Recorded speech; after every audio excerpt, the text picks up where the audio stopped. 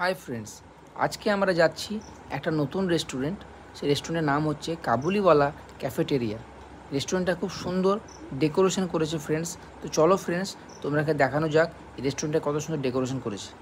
Friends, দেখতে পাচ্ছ আমরা চলে এসেছি কাবুলিওয়ালা ক্যাফেটেরিয়া। ক্যাফেটেরিয়াটা খুব সুন্দর একটা দৃশ্য তোমরা দেখতেই পাচ্ছ।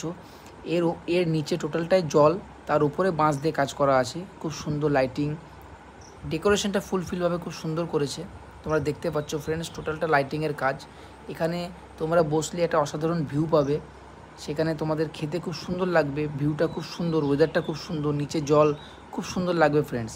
আমরা এখানে আসার পর আমরা একটা চিংড়ি কাটলেট অর্ডার করেছিলাম, যেটা তোমার 3 পিস থাকে।